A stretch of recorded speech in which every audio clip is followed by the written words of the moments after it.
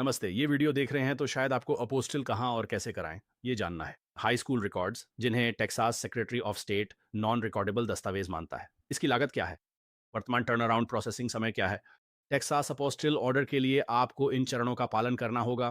पहले, secretary of state के non recordable दस्तावेज जैसे कि हाई स्कूल रिकॉर्ड्स आप हमें ईमेल या फैक्स नहीं भेज सकते हैं। अपोस्टिल के लिए एक अपवाद है। आपको हाई स्कूल रिकॉर्ड्स हमारे ऑस्टिन कार्यालय में ओरिजिनल गीली स्याही से हस्ताक्षरित कॉपी के रूप में भेजने होंगे। साथ ही सभी नॉन रिकॉर्डेबल दस्तावेज टेक्सास नोटरी पब्लिक द्वारा नोटरीकृत होने चाहिए। अन्य राज्य या देश की नोटरी मान्य नहीं है, सिर्फ टेक्सास नोटरी का उपयोग करें। स्कूल दस्तावेज नोटरी कराने के आपके पास दो विकल्प हैं। एक स्कूल अधिकारी और एक नोटरी द्वारा किया जाना चाहिए, और दूसरा तरीका आपके और एक नोटरी द्वारा किया जा सकता है, ताकि आप स्कूल को पूरी तरह से बायपास कर सकें। तो ये पेज मुख्य रूप से एसईओ के लिए है। जब लोग खोज रहे होते हैं, जैसे ढूंढने की कोशिश कर रहे होते हैं, तो वे apostille high school transcript, apostille high school diploma नहीं डालते हैं, जो कि आप मूल रूप से करने जा रहे हैं। हाई स्कूल रिकॉर्ड्स बस एक कैच फ्रेज है। वे आपके हाई स्कूल से जुड़ी कोई भी चीज हो सकते हैं, जैसे उपस्थिति रिकॉर्ड या आपकी ट्रांसक्रिप्ट या डिप्लोमा हो सकता है। मूल रूप से ये तीन चीजें हाई स्कूल में होंगी। और यदि आप विशेष रूप से ट्रांसक्रिप्ट और डिप्लोमा चाहते हैं, तो बस यहाँ ऊपर वाले विकल्प पर जाइए, और यहीं पर हाई स्कूल ट्रांसक्रिप्ट पेज और हाई स्कूल डिप्लोमा है। लेकिन मूल रूप से ये वही चीज होने वाली है जो ट्रांसक्रिप्ट और डिप्लोमा में है। ये बिल्कुल वही विकल्प हैं जो आपके पास होंगे। आपके पास दो विकल्प होंगे। एक कठिन तरीका है, जो दूसरे तरीके की तुलना में बहुत अधिक खारिज होने वाला है, क्योंकि इसमें दो लोग शामिल हैं, नोटरी और स्कूल अधिकारी, और वे गलतियां करेंगे। और इससे आपको पैसे का नुकसान होगा, क्योंकि हमें आपको इसे फिर से करना होगा। तो ये पहला तरीका है। हम इसकी अनुशंसा नहीं करते हैं। ये केवल तभी है जब संस्था और या विदेशी देश जो आपसे हाई स्कूल के दस्तावेजों को अपोस्टिल करने का अनुरोध कर रहा है, वह आपको विशेष रूप से बताता है। वे कहते हैं, आपको एक मूल हाई स्कूल रिकॉर्ड का उपयोग करना होगा। केवल अगर वे कहें, तभी आपको इस रास्ते पर जाना होगा। ठीक है। तो आपको यह शब्दावली यहाँ, यह पूरी चीज़ आपके हाई स्कूल रिकॉर्ड पर संलग्न की जानी चाहिए। तो अगर ये हाई स्कूल ट्रांसक्रिप्ट, डिप्लोमा या उपस्थिति रिकॉर्ड जैसा है, तो इसके पीछे की तरफ, क्योंकि आमतौर पर वे दोनों तरफ नहीं होते हैं, ट्रांसक्रिप्ट कभी-कभी दोनों तरफ हो सकती है। डिप्लोमा निश्चित रूप से केवल एक तरफ़ा होने वाला है। तो आप इसे इसके पीछे लिख सकते हैं। ये शब्दावली आप हाथ से साफ-साफ लिखें, कर्सिव में नहीं, या बेहतर होगा कि इसे बस संलग्न कर दें।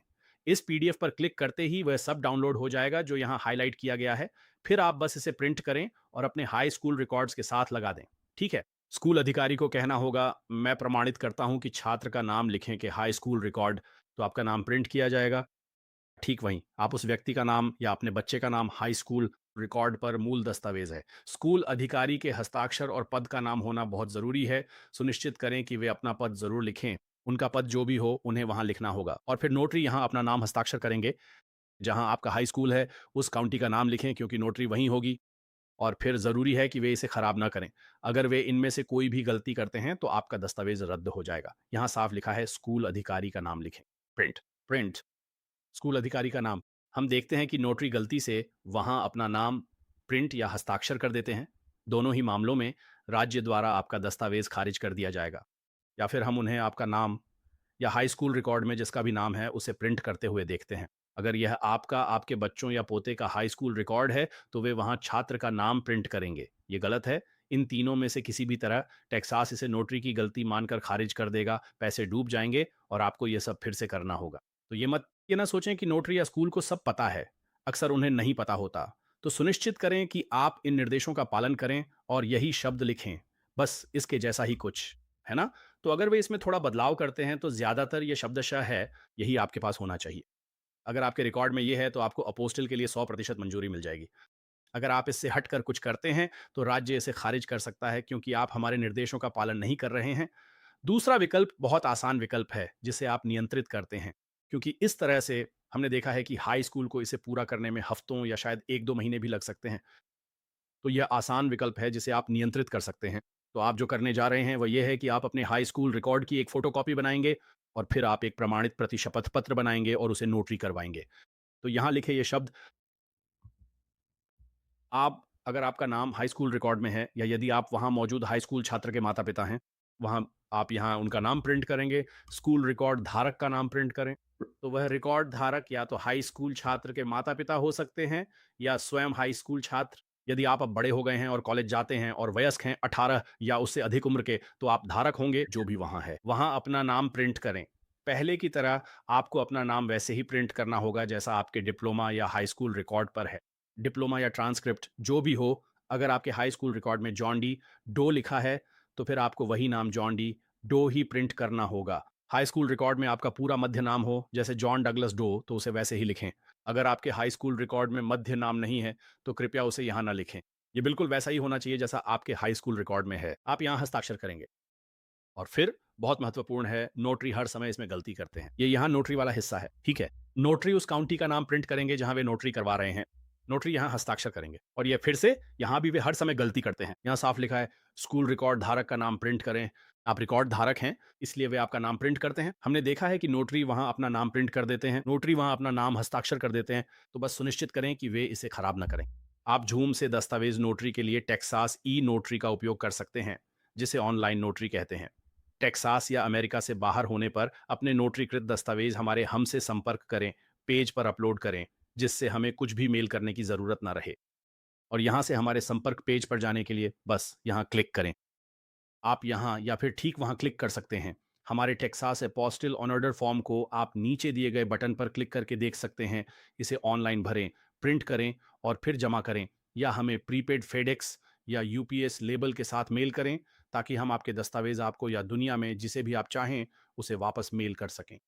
और फिर यदि आप ई नोटरीकरण चुनते हैं, तो आपको हमें कुछ भी मेल करने की ज़रूरत नहीं। बस हमारे संपर्क पेज पर 3 पीडीएफ अपलोड करें। पहला पीडीएफ आपके ई नोटरीकृत प्रमाणित प्रति शपथ पत्र और हाई स्कूल रिकॉर्ड की फोटोकॉपी है, जो एक ही पीडीएफ में हो सकते हैं। दूसरा पीडीएफ आपके का पीडीएफ है आपका फेडेक्स या UPS shipping label, return shipping label. और तीसरा पीडीएफ हमारा ऑर्डर फॉर्म पेज है। तो ऑर्डर फॉर्म पेज पर इसे प्रिंट करने के बजाय बस प्रिंटर विकल्पों में जाकर सेव एज पीडीएफ चुनें। इससे यह आपके कंप्यूटर पर पीडीएफ के रूप में सहेज लिया जाएगा। फिर उस पीडीएफ को हमारे संपर्क पेज पर अपलोड कर सकते हैं और बस हो गया। आपको कहीं उड़कर जाने की ज़रूरत नहीं है। आपको कहीं गाड़ी चलाकर जाने या कुछ भी मेल करने की ज़रूरत नहीं है। आप यह सब अपने घर के आराम से कर सकते हैं, चाहे आप दुनिया में कहीं भी रहते हों। अगला चरण 2 है, जो शिपिंग निर्देश है। ये चरण 2 है। मैं इस बारे में बताने जा रहा हूँ कि आप दस्तावेज़ कैसे पहुँचाएँगे और हम दस्तावेज़ आपको वापस कैसे पहुँचाएँगे। तो आने-जाने की शिपिंग और आपको शिपिंग लेबल कैसे बनाने हैं और आपको क्या करना है। तो इस पर निर्भर करते हुए कि आप राज्य, संघीय या दूतावास स्तर के दस्तावेजों को एपोस्टिल करवा रहे हैं या तीनों को, यदि आप उदाहरण के लिए एक गैर हेग देश के लिए जा रहे हैं, तो आपको कानूनी प्रक्रिया से गुजरना होगा, जिसे दस्तावेज वैधीकरण या सत्यापन प्रक्रिया कहा जाता है। और यदि यह राज्य स्तर का दस्तावेज है, जैसे कि मान लीजिए वियतनाम या थाईलैंड के लिए जन्म प्रमाण पत्र, तो आपको इसे टेक्सास के राज्य स्तर पर करवाना होगा, फिर अमेरिकी विदेश विभाग और फिर उस देश के दूतावास से। और वह तीसरा चरण है। तो मैं उस सब के बारे में बताने जा रहा हूँ कि आपको शिपिंग कैसे करनी है। तो अपने दस्तावेज़ हम तक पहुँचाने के लिए आमतौर पर केवल 2 ही तरीके होंगे। एक, जो सबसे आसान तरीका है और जिसकी हम 99% लोगों को सलाह देते हैं। आप ओवरनाइट भेजें या दस्तावेज़ ऑस्टिन के पते पर मेल करें, जो हमारे ऑर्डर फॉर्म और शिपिंग निर्देशों पर है। या यदि आप ऑस्टिन में हैं, तो आप दस्तावेज़ हमें दे सकते हैं। फिर से, इससे प्रक्रिया तेज नहीं होती, जिसकी चर्चा हम चरण 3 में करेंगे। मेल करने या देने से प्रक्रिया तेज नहीं होती। ये वॉक इन सेवा नहीं है। आप हमारे कार्यालय में आकर एपोस्टिल लेकर बाहर नहीं निकल सकते। एपोस्टिल टेक्सास के secretary of state Washington DC में अमेरिकी विदेश विभाग या विदेशी दूतावासों द्वारा किए जाते हैं। और हम अपने डीसी कार्यालय में डीसी के सभी विदेशी दूतावासों में सभी वैधीकरण करते हैं, जहां दुनिया के 99% सभी विदेशी दूतावास स्थित हैं। तो मैं बताने जा रहा हूं कि आपको क्या करना है। तो यदि आप अपने दस्तावेज हमें मेल करने जा रहे हैं, तो कृपया डाकघर का उपयोग न करें। संयुक्त राज्य डाक सेवा का उपयोग न करें। वे लगातार दस्तावेज खो देते हैं। वे हर साल बिना किसी वजह के अरबों डॉलर का नुकसान करते हैं। वे अक्षम हैं, वे भरोसेमंद नहीं हैं। उनका उपयोग न करें। दस्तावेज डाक से न भेजें और न ही वापस मांगें, क्योंकि उनकी ट्रैकिंग खराब होती है। हम केवल फेडेक्स का सुझाव देते हैं। लेकिन अगर आप फेडेक्स या यूपीएस चाहते हैं, या यदि आप यूरोप, दक्षिण या मध्य अमेरिका में हैं, तो मुझे पता है कि वहाँ उन देशों में डीएचएल काफ़ी चलता है। लेकिन फिर से सबसे भरोसेमंद और वह जिसकी हम सलाह देते हैं और हम हर दिन उनके साथ शिपिंग करते हैं और हम हज़ारों दस्तावेज़ भेजते हैं और 6 महाद्वीपों पर हमारे ग्राहक हैं, अभी तक अंटार्कटिका नहीं पहुँचे हैं, वह फेडेक्स है।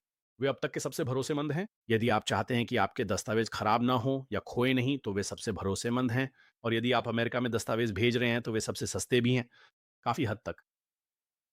और मैं आपको एक उदाहरण देता हूँ। हम अपने डी-डेसी ऑस्टिन, टेक्सास से शिपिंग करते हैं। टेक्सास के बीच से पूरे देश के उस पार जितनी दूर आप जा सकते हैं, अटलांटिक महासागर तक, वॉशिंगटन डीसी तक, हमारे डीसी कार्यालय में 2 दिन में फेडेक्स से दस्तावेज भेजने में हमें $11, असल में $10 और 95 सेंट का खर्च आता है कार्यालय। यदि हम यूपीएस का उपयोग करते हैं उसी समय सीमा में, तो ये $40 से अधिक है। यदि हम डाकघर का उपयोग करते हैं तो ये $20 से अधिक है। ये लगभग $23 है। ये दोगुने से भी ज्यादा है। तो यदि आप दस्तावेज भेज रहे हैं तो फेडेक्स, यूपीएस और डाकघर की तुलना में बहुत सस्ता है, खासकर यदि आप इसे रातों रात या 2 दिनों के भीतर जल्दी करना चाहते हैं। ज्यादातर लोगों को इसका एहसास नहीं होता। ये केवल तभी होता है जब आप फेडेक्स वन विकल्प का उपयोग करते हैं, और हमारे शिपिंग पेजों पर हमारा वीडियो इसके बारे में विस्तार से बताएगा और मैं इसे समझाऊंगा। तो यहाँ वे लिंक हैं जिन पर आप क्लिक करेंगे। तो ये एक लंबा वीडियो होगा, एक और 15-20 मिनट का वीडियो। ये आपको कुछ ऐसा बताएगा जो फेडेक्स या यूपीएस अपनी वेबसाइट पर भी नहीं करते हैं। हमारे पास वीडियो और स्क्रीनशॉट हैं जो बताते हैं कि आप दुनिया में कहीं से भी fedex.com या ups.com पर प्रीपेड रिटर्न शिपिंग लेबल कैसे बना सकते हैं। आप दुनिया में चाहे कहीं भी रहते हो, ऑनलाइन जाकर आसानी से प्रीपेड शिपिंग लेबल बना सकते हैं और फिर उसे प्रिंट करके हमें मेल कर सकते हैं, या पीडीएफ को डाउनलोड करके हमें ईमेल कर सकते हैं। ये केवल एक पीडीएफ होनी चाहिए। आप हमें वर्ड डॉक्यूमेंट या जिफ या जेपेग या जो कुछ भी हो उसमें शिपिंग लेबल नहीं दे सकते। आपको मूल पीडीएफ की आवश्यकता है जो यूपीएस और फेडेक्स दोनों आपको इसे बनाते समय देंगे। और आप यहाँ इन लिंक्स पर क्लिक करें और यह दिखाएगा, ये आपको एक वीडियो दिखाएगा और स्क्रीनशॉट के माध्यम से बताएगा कि आपको अपनी इच्छा अनुसार कहीं भी ऐसा कैसे करना है। ठीक है। अंतर्राष्ट्रीय शिपिंग के लिए आपको कस्टम्स इनवॉइस या सीमा शुल्क की आवश्यकता होगी। रसीद जो आपको करनी है, इन पर क्लिक करें। ये फेडेक्स और ये यूपीएस के लिए है। यहाँ एक भरा हुआ टेम्पलेट है जिसे बस भरें और फिर अपना नाम और तारीख लिखकर साइन करें। बस इतना ही। ये आपके लिए तैयार है। देश के आधार पर इसकी ज़रूरत शायद ना हो, पर सावधानी के लिए हम ऐसा करते हैं। अमेरिका से अंतर्राष्ट्रीय स्तर पर दस्तावेज भेजते समय हम इसकी सलाह देते हैं। दूसरे देश में जैसे मेक्सिको वास्तव में इतना ध्यान नहीं देता, लेकिन आप इसे कर सकते हैं। वे फेडेक्स के साथ वास्तव में परवाह नहीं करते। लेकिन दुनिया के ज्यादातर अन्य देश कस्टम्स से निकलने के लिए आपको यह सुनिश्चित करना होगा कि आपके पास वह हो। ठीक है।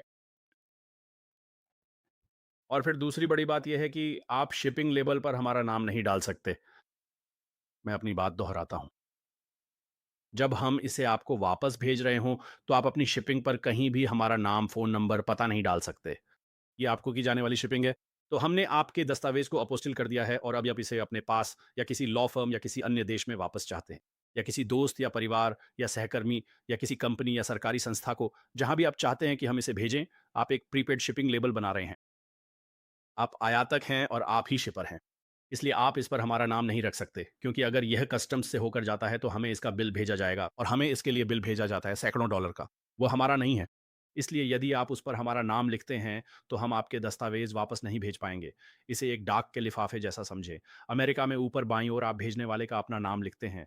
मतलब अगर पता गलत है और डाकघर उसे वितरित नहीं कर पाता है तो वे डाक के माध्यम से उसे आपको वापस कर देंगे। हम यही मांग रहे हैं। आप बस वहां हमारा पता नहीं डाल सकते। आपको कोई भी पता डालना होगा। इससे कोई फ़र्क नहीं पड़ता कि वह क्या है। आप दोस्त, परिवार या सहकर्मी किसी भी व्यवसाय का नाम लिखें, कोई भी चलेगा। आप बस वहाँ हमारी जानकारी नहीं डाल सकते। आप बस टू और फ्रॉम दोनों में अपना पता डाल सकते हैं। उदाहरण के लिए, जैसे आप इसे शिप कर रहे हों। यूरोप वापस शिप करने के लिए अमेरिका में किसी दोस्त या परिवार के सदस्य का पता उपयोग कर सकते हैं। ये सिर्फ तभी होता है जब आपका डॉकिंग आपको वापस कर दिया जाता है। वापसी के लिए उन्हें आपका पता चाहिए। कस्टम्स से गुजरते समय उन्हें बिल भेजने के लिए एक पते की ज़रूरत होती है। वैसे इससे कोई फ़र्क नहीं पड़ता, पर आप हमारा पता इस्तेमाल नहीं कर सकते। और फिर से इन दोनों में से आप इस पे क्लिक करें। हम देखेंगे कि इसे कैसे करना है और इसका क्या मतलब है। जब आप फेडेक्स या यूपीएस पर पहुंचते हैं, जब आप ऑनलाइन करते वक्त वे पूछेंगे कहाँ से भेजा जा रहा है। आप वहाँ हमारा पता या फ़ोन नंबर नहीं दे सकते। ये सरल है, लोग हर दिन करते हैं। लोग कहते हैं ये असंभव है, मगर आप कर पाएंगे। सही तरीका चुनें और निर्देशों का पालन करें, ऑनलाइन करें। ऐसा करने के लिए फेडेक्स या यूपीएस स्टोर में ना जाएं, क्योंकि कई बार उन लोगों को पता नहीं होता कि वे किस बारे में बात कर रहे हैं। आप इसे बस ऑनलाइन कर सकते हैं। हम इसे हर दिन दुनिया के हर देश से करवाते हैं। बिना हमारे पते के आप ऑनलाइन लेबल बड़ी ही आसानी से बना सकते हैं और सीधे इंटरनेट पर ही अपना भुगतान पूरा कर सकते हैं।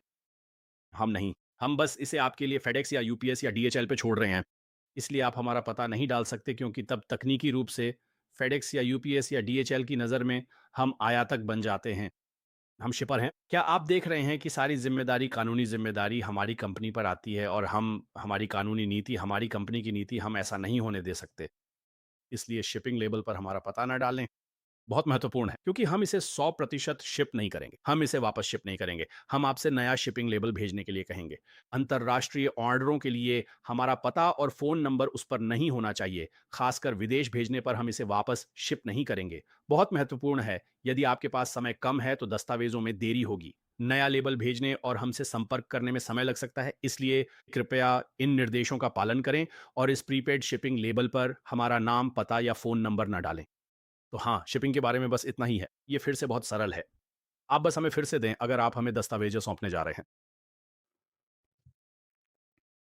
आप हमें दस्तावेज़ दे सकते हैं, फिर एक प्रीपेड शिपिंग लेबल दें और हम उन्हें वापस भेज देंगे। बस उन्हें छोड़ दें। आप उन्हें हमें मेल नहीं करते बल्कि खुद दे जाते हैं, लेकिन आप चाहते हैं कि वे आपको मेल से वापस मिलें। बहुत से लोग ऐसा भी करते हैं, तो आप ऑनलाइन जाकर ये शिपिंग लेबल बनाएँ। जब आप हमारे ऑस्टिन केंद्रों पर आएँ तो अपने दस्तावेज़ वहाँ दे दें। फिर उसी दिन या अगले 1-2 दिनों में, जैसा कि हम तीसरे चरण में देखेंगे कि सेक्रेटरी ऑफ स्टेट को इन्हें जारी करने में कितना समय लगता है, या संघीय सरकार को या दूतावास को, फिर हम इसे आपको वापस भेज देंगे। तो बस इतना ही है। धन्यवाद। ये तीसरा चरण है। मैं हमारी वर्तमान कीमतों के बारे में बताने जा रहा हूँ। कृपया ध्यान दें कि यदि आप हमें दस्तावेज़ प्रदान करने का विचार कर रहे हैं, तो हमारे काम पूरा करने की समय सीमा आज 30 नवंबर 2025 के निर्धारित समय के अनुसार है। तो अगर आप हमें अपने दस्तावेज़ सौंपने जा रहे हैं, तो आपको हमारा वह विशिष्ट ऑर्डर फॉर्म प्रिंट करना होगा, जिसे आप हमारी वेबसाइट पर ऑनलाइन माध्यम से भरते हैं। जिसके लिए आप यहाँ नीचे की ओर बिल्कुल इसी स्थान पर दिए गए लिंक पर क्लिक करेंगे। इस पे क्लिक करके आप हमारे ऑन ऑर्डर फॉर्म पेज पे पहुंच जाएंगे और वही आपको ऑनलाइन भरना है और फिर उसका प्रिंट लेना है। और वहाँ एक और वीडियो है जो बताएगा कि ऑर्डर फॉर्म कैसे भरना है और वह सब कैसे करना है। तो अगर आप हमें अपने दस्तावेज मेल करने जा रहे हैं, जो कि ज़्यादातर लोग करते हैं, तो आप हमारा ऑर्डर फॉर्म प्रिंट करें और फिर उसे अपने दस्तावेज़ों के साथ भेजें, जैसा कि हमने दूसरे चरण में बताया है, आप इसे हमें भेजें। यदि आप व्यक्तिगत रूप से हमें अपने दस्तावेज सौंपने जा रहे हैं, जिससे प्रक्रिया तेज नहीं होती है और मैं इसके बारे में विस्तार से बताऊंगा। अगर आप इसे हमारे ऑनस्टिन ऑफिस में वहां जाकर छोड़ रहे हैं, जो सिर्फ यही एक जगह है, न कि ह्यूस्टन या डलास में, तो ऑनस्टिन क्षेत्र में रहने पर आपको हमारा ऑन ऑर्डर फॉर्म प्रिंट करके अपने दस्तावेजों के साथ लेकर आना होगा। और फिर मैं अभी बताने जा रहा हूँ हमारे कट ओम समय के बारे में। तो उसी दिन की सेवा के लिए इसका मतलब है कि हम आपके कानूनी दस्तावेज टेक्सास सेक्रेटरी ऑफ स्टेट के पास जमा करेंगे। अगर हमें आपके दस्तावेज दोपहर 12 बजे तक मिल जाते हैं सेंट्रल स्टैंडर्ड टाइम, सोमवार से शुक्रवार, प्रमुख संघीय या राज्य छुट्टियों को छोड़कर, यानी जब सेक्रेटरी ऑफ स्टेट का कार्यालय खुला हो, वे छुट्टियों के अलावा भी कई दिन बंद रहते हैं। जैसे इस साल 4 जुलाई के बाद वाले सोमवार को छुट्टी थी, वह कोई संघीय अवकाश नहीं था और वे इस सप्ताह बुधवार को बंद थे। थैंक्सगिविंग से पहले, और वह कोई संघीय अवकाश नहीं है। या ब्लैक फ्राइडे वे तब भी बंद रहते हैं, वह संघीय अवकाश नहीं है, फिर भी वे बंद हैं। तो वे इस सप्ताह 3 दिन बंद हैं और क्रिसमस के लिए भी 3 दिन बंद रहेंगे। उन्होंने क्रिसमस ईव से 1 दिन पहले की घोषणा पहले ही कर दी है। तो क्रिसमस की पूर्व संध्या, जो कोई संघीय अवकाश नहीं है, तो जब भी वे बंद होते हैं, हम आपके दस्तावेज फाइल नहीं कर सकते। ध्यान रखें ताकि आप टर्न अराउंड समय से अवगत रहें। जब तक सेक्रेटरी ऑफ स्टेट का कार्यालय खुला ना हो, कोई कंपनी दस्तावेज फाइल नहीं कर सकती। मैं बस इस बारे में स्पष्ट होना चाहता हूं। अगर हमें आपके दस्तावेज सोमवार से शुक्रवार सेंट्रल स्टैंडर्ड टाइम के अनुसार दोपहर 12 बजे तक मिल जाते हैं, तो हम गारंटी देते हैं कि हम उन्हें टेक्सास राज्य में फाइल कर देंगे।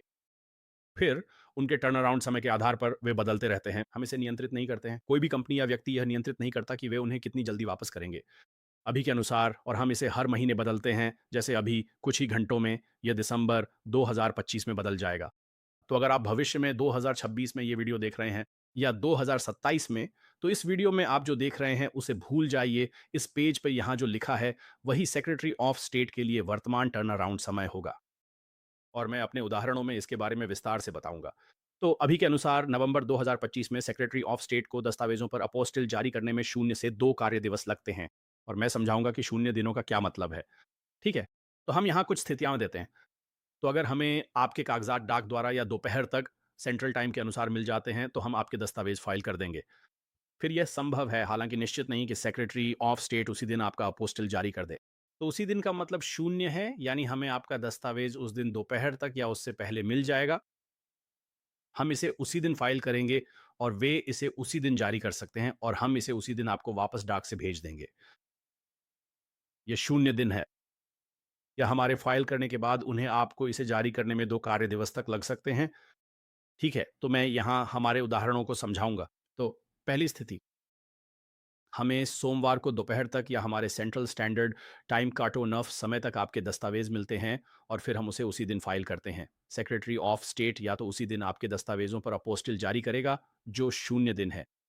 वे इसे अगले कार्य दिवस में कर सकते हैं, जो 1 दिन है, या 2 कार्य दिवसों में। तो सबसे खराब स्थिति में आपको यह मिलेगा और बुधवार को वापस डाक से भेजा जाएगा।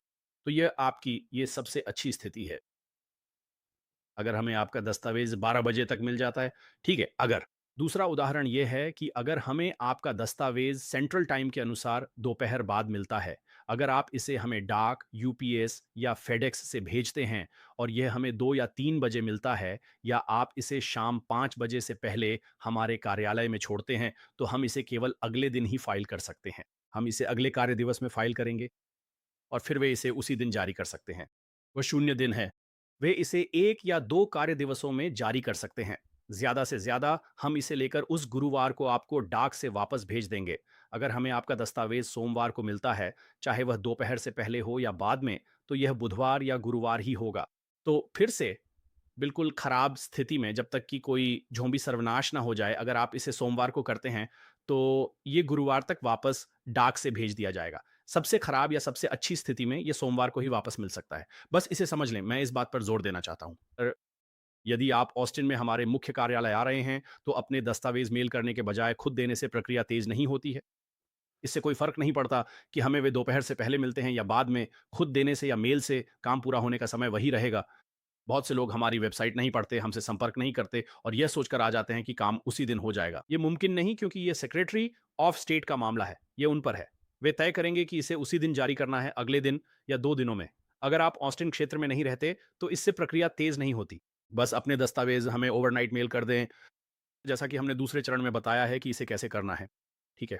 और फिर ये कीमतें आज की हैं, ये अगले साल बदल सकती हैं, 2026 या 2027 या 2028 में, जब भी आप ये वीडियो देख रहे हों। लेकिन इस वीडियो में जो कहा गया है, उस पर ना जाएँ, यहाँ जो लिखा है उसे देखें, यहाँ जो भी लिखा है ठीक यहाँ, यहाँ जो भी लिखा है, इस समय वही वर्तमान कीमत है। तो पहले दस्तावेज़ के लिए यदि आपको सेक्रेटरी ऑफ स्टेट से एक दस्तावेज़ अपोस्टिल कराना है, तो ये $95 है और इसमें सभी फाइलिंग शुल्क शामिल हैं। तो आप हमें चेक नहीं लिखते या मनी ऑन ऑर्डर या कैशियर चेक, आप हमें राज्य फाइलिंग शुल्क के लिए पैसे नहीं भेजते हैं। और आप कागज़ी कार्रवाई नहीं करते हैं। आप हमें राज्य का फॉर्म नहीं भेजते हैं। हमारे अपने फॉर्म हैं और हम फाइलिंग शुल्क का भुगतान करते हैं। तो ये सिर्फ़ $95 है। बस इतना ही, कोई टैक्स नहीं है। ये सिर्फ़ $95 फ्लैट है, आपकी लागत बस इतनी है। ज़्यादा दस्तावेज़ों पे छूट मिलेगी। ये एक आसान चार्ट है। एक दस्तावेज़ के लिए 95 लगेंगे। अगर आपको 2 दस्तावेज़ अपोस्टिल कराने हैं, तो 2 के लिए 6 सप्त, 3 के लिए 245 और इसी तरह है। तो ये अभी की कीमतें हैं जो हमारे पास हैं। और फिर से कोई भी अतिरिक्त दस्तावेज़ $75 प्रति दस्तावेज़ है। जब आप ऑन ऑर्डर के लिए तैयार हों, तो इस बटन पर क्लिक करें। यह आपको टेक्सास अपोस्टिल के ऑन ऑर्डर फॉर्म पर ले जाएगा। ये सिर्फ़ टेक्सास के लिए है। ये संघीय मूल्य निर्धारण या कॉर्पोरेट मूल्य निर्धारण, कॉर्पोरेट दस्तावेजों को अपोस्टिल कराने के लिए टेक्सास कॉर्पोरेट मूल्य निर्धारण या दूतावास शुल्क के लिए नहीं है। ये विशेष रूप से केवल टेक्सास सेक्रेटरी ऑफ स्टेट और टेक्सास के दस्तावेजों के लिए है। यानी वे दस्तावेज जो टेक्सास नोटरी द्वारा नोटरीकृत हैं, या वे दस्तावेज जो टेक्सास की किसी संस्था द्वारा जारी किए गए थे, जैसे शहर, राज्य, काउंटी या राज्य सरकार, जैसे टेक्सास जन्म प्रमाण पत्र, मृत्यु प्रमाण पत्र, विवाह लाइसेंस, तलाक की डिक्री, आपराधिक रिकॉर्ड की जांच, driver licence, power of attorney जैसी चीजें। तो ये तीसरा चरण है। धन्यवाद।